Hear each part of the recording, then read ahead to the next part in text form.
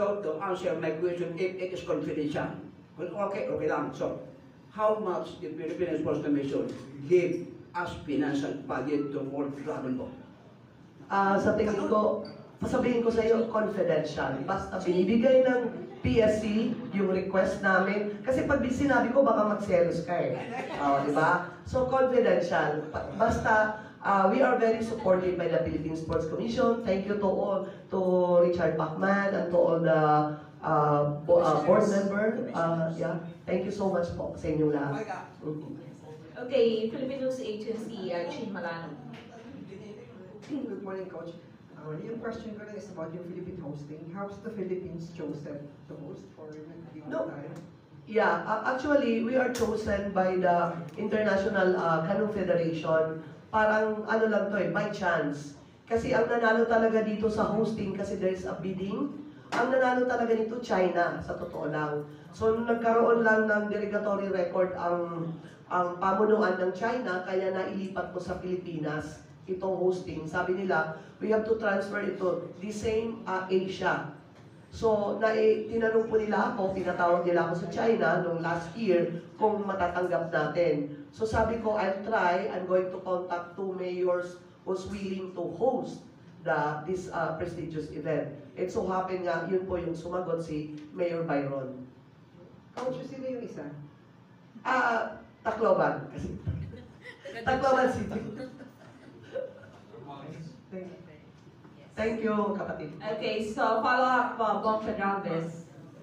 Coach, what slightly technical po ako. Kasi usually, not too many people realize the boats play a crucial role in the competition.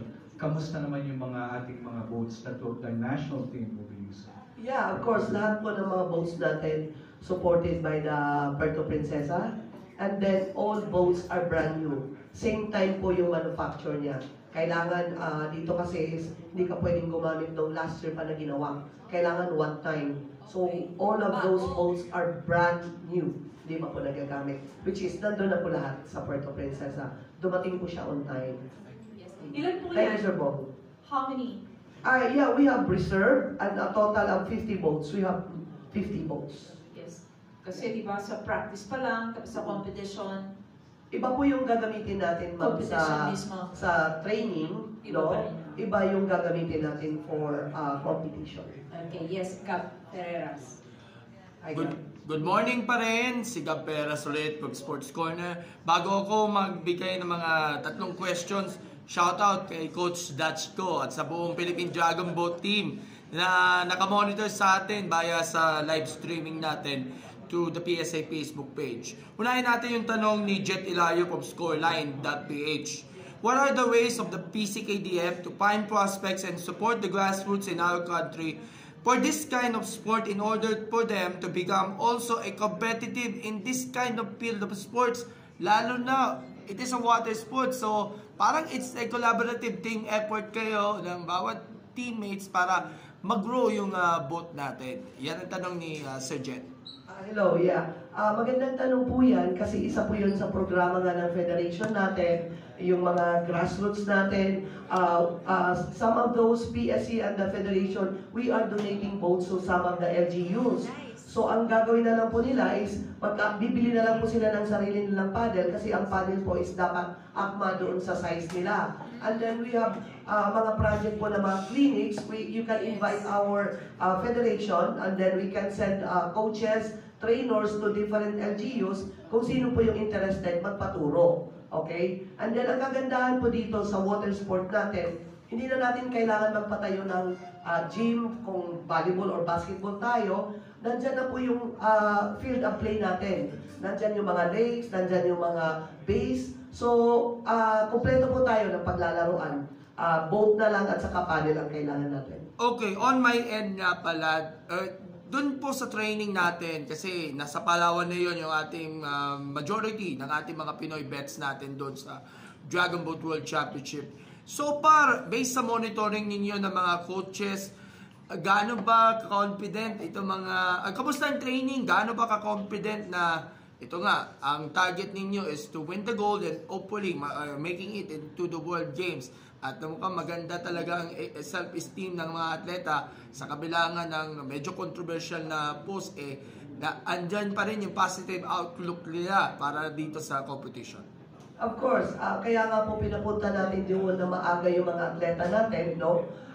Para masanay sila sa water and the weather, acclimatization yung tawag doon, and then at the same time, mauna na sila makagamit ng boat natin na gagamitin during the World Championship. So, ika nga, ma-advance tayo doon sa kanila, kaya September 26 pa lang, is nandun na po yung buong kabuuan ng team natin.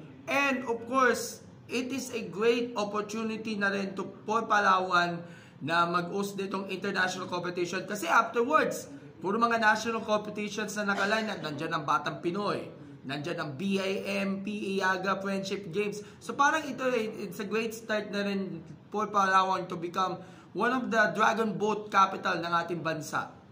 Yeah, opo. Lalo na yung Puerto Princesa. Talagang na-awardan po sila dyan.